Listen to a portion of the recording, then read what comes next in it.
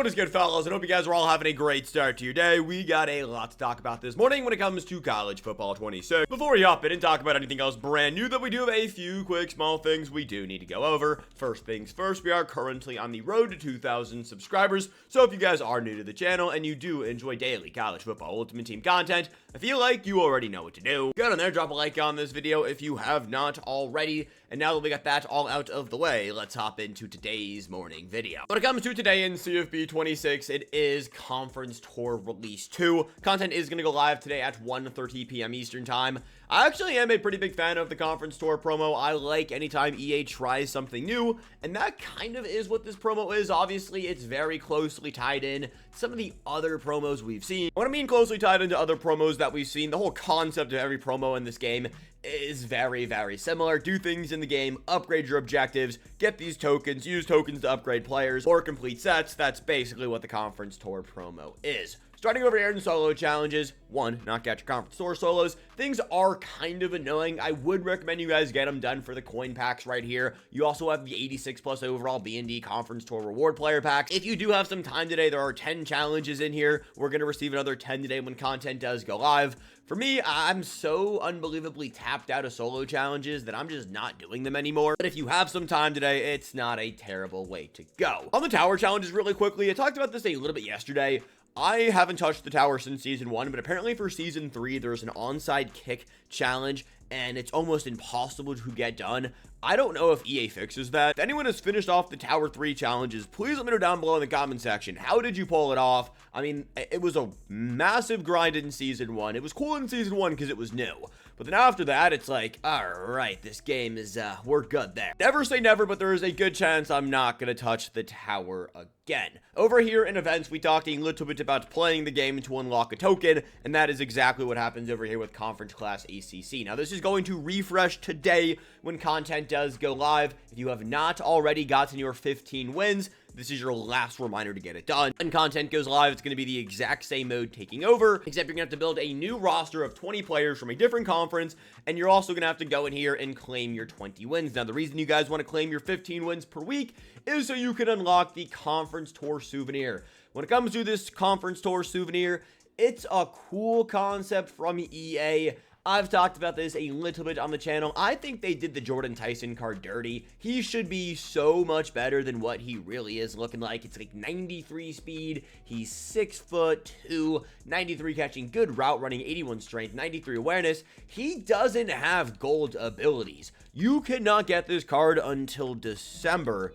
And he has silver abilities, just like, I guess, the Homecoming promo right now. Seems like EA realized they were dropping gold abilities too early and are now trying to backstep. Only want to give the gold abilities to the super exclusive rush cards, which, you know, that actually does make some sense. It's just questionable, and I don't really think it's worth winning 15 times every single week, having to build a whole new team for this card right here for 9 weeks in a row. It's a really cool concept, and I want EA to keep doing things like this, but the reward player just doesn't match the grind, especially because you literally cannot get Jordan Tyson until December. We're in the beginning of October. It's one of those things that I'm like, okay, it's really cool, but it's not worth the grind. Ryan Williams, on the other hand, he has 95 speed. He is really expensive to get. You got to go out there and build this Trey McDonald set. You got to go get all of the previous week 1 champions. I wonder what happens to the Trey McDonald price as we get further and further away from his release. You guys can see right there, Green cost you about 240,000 coins. Deuce Harmon right here is going to run you about 200K. He's actually only gone up from what I've seen right here. And then Jack out of Texas, he's going to run you. So it's 650,000 coins to get the first player on Ryan Williams. Let's say it averages out to costing you about 600,000 coins. You times that by 11. That's 6.6 million coins for this card right here. I don't necessarily think it's worth it either. If you want to go and get that ACC token, I don't think these are going to expire, but you are going to have to knock out all of these challenges right here. Make sure you guys have 2 Conference Tour players in your lineup. We're also making you play the Conference Tour events. So eventually you're going to have to go out there and build one of those lineup restrictions if you actually care about getting that Ryan Williams.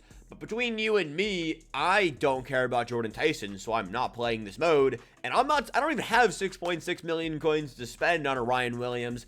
It's just ridiculously overpriced. and it's the biggest issue with every single pack in this game, for the most part, coming out as a B and D. You go and look through the market, it's just so unbelievably dry. It is what it is. I'm not going to sit up here and complain about it too much. It's just one of those things that it's like, yeah, conference tour, very cool.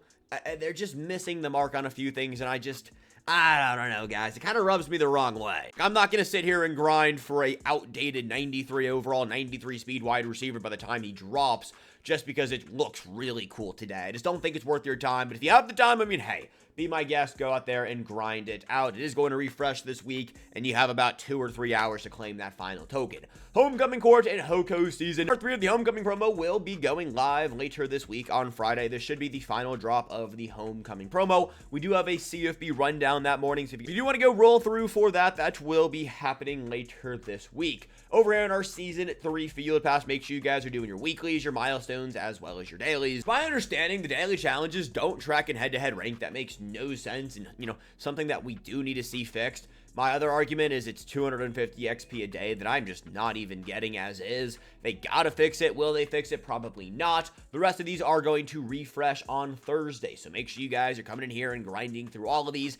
Milestones don't ever go away, but they do take some time, so really lock in and realize what you are trying to get done. For example, 40 extra points is a lot more extra points than you actually think. Kick your PAT pretty much every single time. Rushing touchdowns is annoying. Special teams yardage, you can probably do that in solo challenges and knock that out pretty easy. Alumni challenges gives you free coin packs. As you play through the game, you'll get these done. Stars of the week, make sure you guys knock out your weeklies. We're going to want to have the Star of the Week star token before we get to next week. We'll talk more about that tomorrow. It's not really difficult this week. You got to get rushing yards, win games, and extra point attempts. You get that done pretty easily. And then, of course, we do have the homecoming challenges, which, like, make sure you have, you know, homecoming players in your lineup. You should get these done. It's not going to be anything too crazy, but I will say the rewards aren't too rewarding. And the final thing before we do get out of here for the morning are going to be the reveals for Conference Tour. All of these cards will be going live later today at 1:30 p.m. Eastern Time. First up, limited time, Derrick Brooks, 89 excel, 92 block shot, 85 finesse move, 91 power move, 6 feet tall, 91 speed.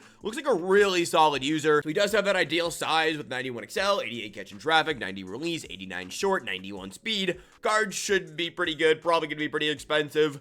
Nanu Campbell is 5'10", but 90 speed. I wouldn't necessarily go out of my way to buy these cards. 3 of these champions are going to be needed to go and claim the set champion. We don't know who the set champion is off rip. You're going to have to expect these cards to be super expensive. Really not going to be worth using them on your team unless you're a big Sam Howard fan. Card does look pretty good, though. It's just he's going to be ridiculously overpriced. There are cheaper, better value options in the game. Evan Jackson, 5'11", 90 zone, 88 man, 89 speed on a free safety. And then last but not least, we got Kamara, Missouri, 6'6", 89 run blocking, 90 awareness on the left tackle. That said, boys, is going to be everything we got this morning. If you guys did enjoy this video, go down there and drop a like, subscribe if you're new, and have a great rest of your day. I'll get us back here later. But until then, peace, boys. Have a good one.